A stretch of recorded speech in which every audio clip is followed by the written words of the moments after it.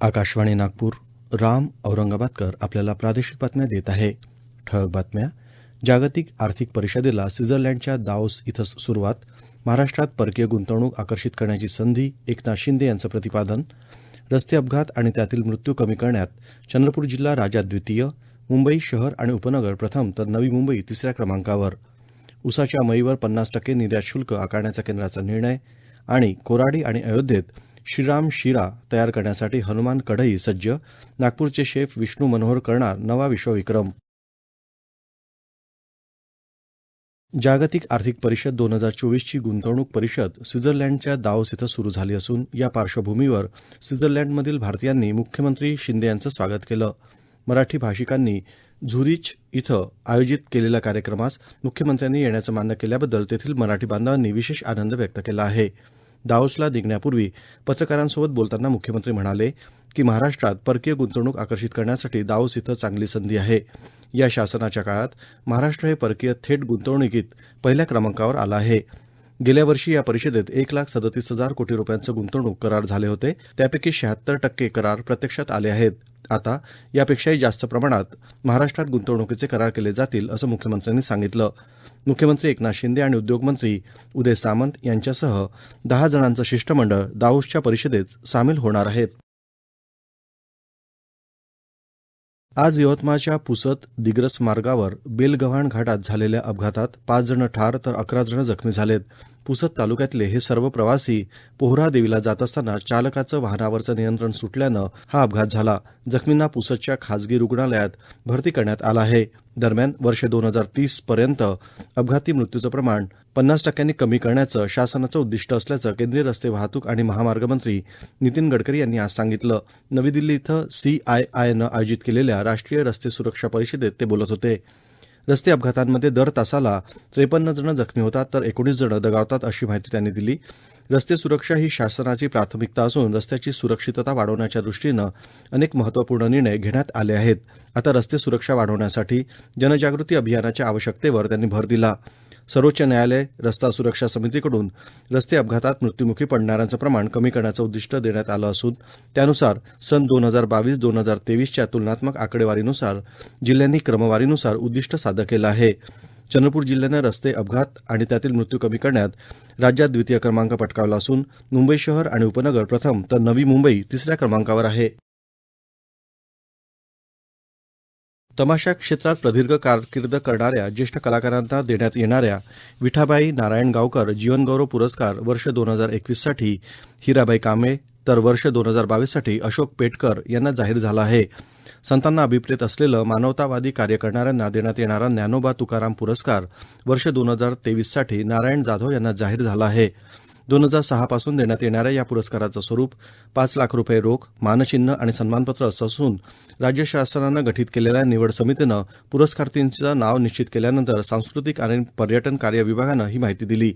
सर्व पुरस्कारार्थींचं सांस्कृतिक कार्यमंत्री सुधीर मुनगंटीवार यांनी अभिनंदन केलं आहे.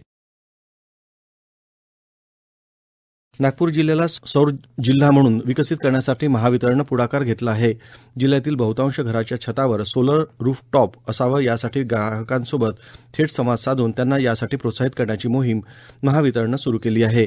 वीज ग्राहकांच्या फायद्यासोबतच पर्यावरणपूरक असलेल्या या मोहिमेत सहभागी होत अधिकाधिक नागपूरकर वीज ग्राहकांनी घराच्या छतावर सोलर रूफटॉप बसवण्याचं आवाहन महावितरणतर्फे करण्यात आलं आहे.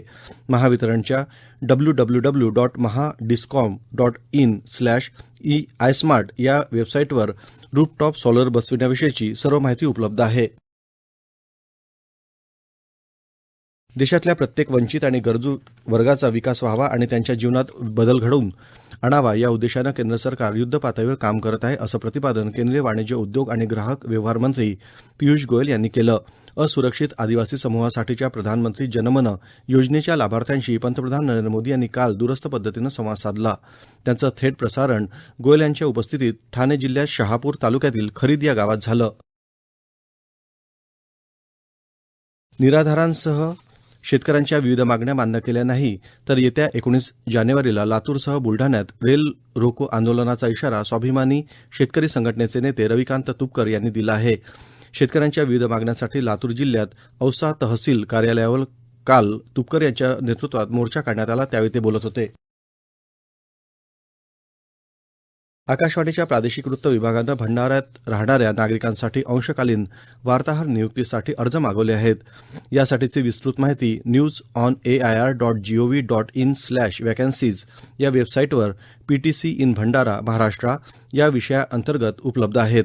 सर्व इच्छुक आणि पात्र उमेदवारांनी विहित नमुन्यातले अर्ज 28 जानेवारी 2024 पूर्वी आकाशवाणी मुंबईच्या प्रादेशिक वृत्त विभागाकडे पाठवावेत. या प्रादेशिक बातम्या आपण आकाशवाणीच्या नागपूर केंद्रावरून ऐकत आहात. आमच्या केंद्रावरील सर्व बातम्या ऐकण्यासाठी आणि ताज्या घडामोडी जाणून घेण्यासाठी Marathi news Nagpur all India radio या आमच्या यूट्यूब चॅनलला नक्की सबस्क्राईब करा.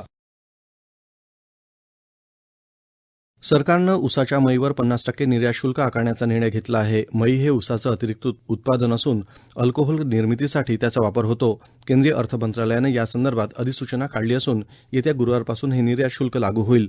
दरम्यान सरकारनं रिफाईंड सोयाबीन तेल आणि शुद्ध सूर्यफूल तेलावरील मूळ आयात शुल्क 17.5% वरून 12.5% केलं आहे. ही सवलत 31 मार्च 2025 पर्यंत कायम ठेवण्याचा निर्णय घेण्यात आला आहे. खाद्यतेलांवरील आयात शुल्कात कपात केल्यानं ग्राहकांना परवडणाऱ्या किमतीत ते उपलब्ध होईल, असं याबाबतच्या वृत्तात म्हटलं आहे.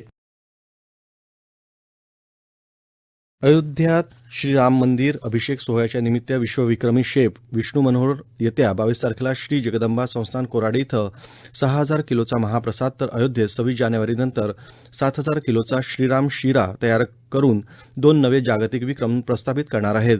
त्याकरिता जगातील सर्वात मोठी हनुमान कढई तयार करण्यात आली आहे. ही हनुमान कढई 15,000 लिटर क्षमतेची असून 1800 किलो वजन आणि 15 फूट व्यासाची आहे. विश्वकर्मा फॅब्रिकेशन्स वर्क MIDC नागपूर इथं 15 ते 20 कारागिरांच्या मदतीनं ही कढई तयार करण्यात आली असून ही हनुमान कढई क्रेनच्या सहाय्यानं मोठ्या ट्रेलरवर चढवून अयोध्येला रवाना केली जाईल. 27व्या राष्ट्रीय युवा महोत्सवात केंद्र सरकारच्या युवक कल्याण आणि क्रीडा विभागामार्फत देशसेवा तसंच समाजसेवा क्षेत्रात उत्कृष्ट कार्य करणाऱ्या युवकांना आणि स्वयंसेवी संस्थांना महायुवाग्राम हनुमाननगर नाशिक इथं आयोजित करण्यात आलेल्या कार्यक्रमात केंद्रीय क्रीडा राज्यमंत्री निशित प्रामाणिक यांच्या हस्ते राष्ट्रीय युवा पुरस्कारानं सन्मानित करण्यात आलं. यावेळी युवा मंत्रालय संचालिका विनीता सूद, अर्जुन पुरस्कार विजेती धावपटू कविता राऊत यांच्यासह क्रीडा क्षेत्रातील मान्यवर उपस्थित होते.